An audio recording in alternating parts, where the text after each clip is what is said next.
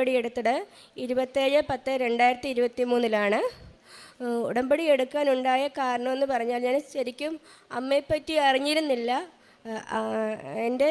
അറിഞ്ഞിരുന്നെങ്കിൽ ഞാൻ നേരത്തെ വന്നിരുന്നേനും. അപ്പം എനിക്കൊരു 3.5 വർഷമായിട്ട് എന്നോടൊപ്പം നിലനിന്നിരുന്ന ഒരു രോഗമുണ്ടായിരുന്നു. ഒരുപാട് ട്രീറ്റ്മെൻറ്റ് ചെയ്തു. അലോപ്പതി ചെയ്തു, ആയുർവേദം ചെയ്തു, ഹോമിയോ ചെയ്തു, പച്ചമരുന്ന് ചെയ്തു. അങ്ങനെ അവസാനം ഡോക്ടർമാർ പോലും എന്നോട് ചോദിച്ചു, ഇത്രയും മരുന്ന് കഴിച്ചിട്ട് ഇതെന്തുകൊണ്ട് ഈ രോഗം ഭേദമായില്ല? ഞാൻ പറഞ്ഞു, ഡോക്ടറെ എനിക്ക് അറിഞ്ഞുകൂടെ, എനിക്കറിയില്ലല്ലോ എന്താണ് രോഗമെന്ന്. അന്നേരം അവർ പറയുന്നത് വെള്ളപ്പോക്ക് എന്നൊരു രോഗമാണെന്നാണ് പറയുന്നത്. ശരിക്കും ഗർഭപാത്രത്തിൽ നമ്മളെ മൂത്രം പോകുന്നത് പോലെ ഒരു വൈറ്റ് ഫ്ലൂയിഡ് പൊയ്ക്കൊണ്ടിരിക്കുക. ഒരു പാട് വെക്കാതെ എനിക്കൊരു സ്ഥലത്തും പോകാൻ പറ്റാത്ത ഒരവസ്ഥയായിരുന്നു. അതുപോലെ തന്നെ ഞാനൊരു ടീച്ചിങ്ങിലാണ് എനിക്ക് താല്പര്യം, അതാണ് ചെയ്തുകൊണ്ടിരിക്കുന്നത്. ഒരു 3.5 വർഷമായിട്ട് എനിക്ക് ജോലിക്ക് പോലും പോകാൻ പറ്റാത്ത ഒരവസ്ഥയായിട്ട് എന്ത് ചെയ്യണമെന്നറിയാതെ ഇരിക്കുകയായിരുന്നു. ഞാൻ ഒരുപാട് സങ്കടപ്പെട്ടു. ഇനിയും ഞാനൊരു ഹിന്ദുവായിട്ടാണ് ജനിച്ചത്, ഒരു ഹിന്ദു വിശ്വാസമായിരുന്നു. അങ്ങനെ രാവിലെ 3 മണിക്ക് എണീറ്റ് കുളിച്ച് തിരി കൊളുത്തി പ്രാർത്ഥിക്കുന്ന ഒരു ശീലം എനിക്കുണ്ട്. അങ്ങനെ ഞാനിങ്ങനെ ചോദിച്ചു, ഇനി ഞാൻ എന്ത് ചെയ്യണം, ഞാൻ ഏത് ദൈവത്തെ വിളിക്കണം? ഒരു ദിവസം ഞാനിങ്ങനെ രാവിലെ ഇതുപോലെ കരഞ്ഞിട്ട് ഇങ്ങനെ ഇരിക്കുമ്പോൾ ഒരു 7 മണിയൊക്കെ ആയപ്പോൾ ഒരു കുട്ടി പത്രവുമായിട്ട്, കൃപാസന അമ്മയുടെ പത്രവുമായിട്ട് വീട്ടിൽ വന്നു പറഞ്ഞാൽ എനിക്കറിയാവുന്ന ഒരു കുട്ടിയാണ്. അപ്പം അതിൻ്റെ അനുഭവങ്ങളൊക്കെ, അതിന് അമ്മ കൊടുത്ത കൃപകളും അനുഗ്രഹങ്ങളും എല്ലാം എന്നോട് പറഞ്ഞു തന്നെ എനിക്കൊരാശ്രയം അമ്മ തന്നെയാണെന്ന് ഞാൻ മനസ്സിൽ കരുതിയിട്ട് എൻ്റെ ഹസ്ബൻഡിനോട് വിളിച്ചു പറഞ്ഞു, വിൻഷേട്ടാ ഇതുപോലെ നമുക്ക് അമ്മയുടെ അടുത്ത് വരെ പോകാമെന്ന് പറഞ്ഞു.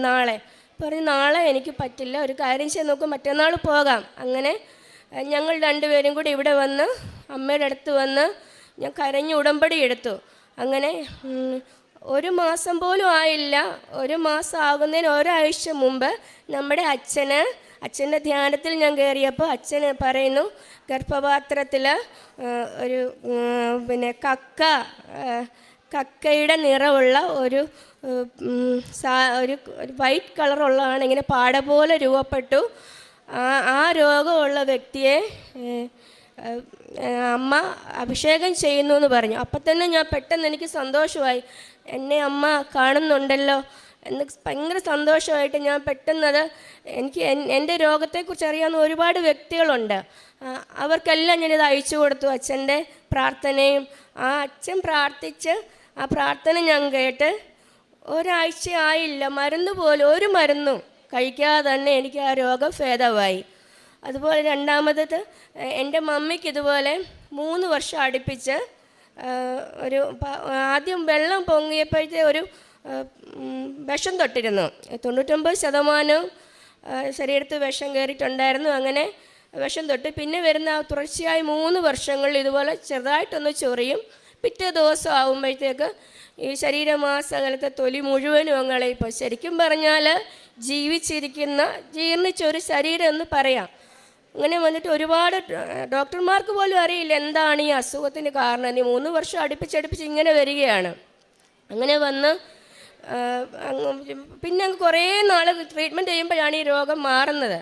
അങ്ങനെ ഇവിടെ വന്ന് ഞാൻ അമ്മയുടെ അടുത്ത് ഉടമ്പടി എടുത്തതിന് ശേഷം ഇന്ന് വരെ 27/10/2023 ഉടമ്പടി എടുത്ത് ഞാൻ അതിനുശേഷം ഇത്ര നാൾ വരെ ഈ രോഗം വന്നിട്ടേ ഇല്ല.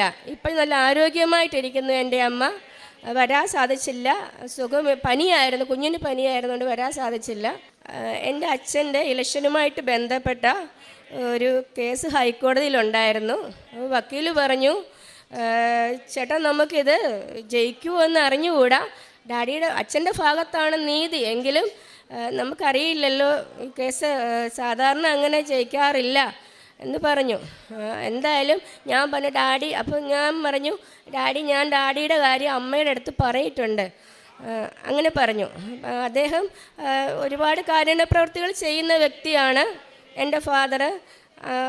പിന്നെ ആരും ഇല്ലാത്തവരെ അനാഥാലയത്തിലാക്കുകയും വയ്യോടുത്ത് കിടക്കുന്നവരെ അവർക്ക് പിന്നെ അവിടെ അനാഥാലയത്തിലാക്കി അവരെ സംരക്ഷിക്കാനുള്ള ഏർപ്പാടുകൾ ചെയ്യുന്ന ഒരു പൊതുപ്രവർത്തകനാണ്.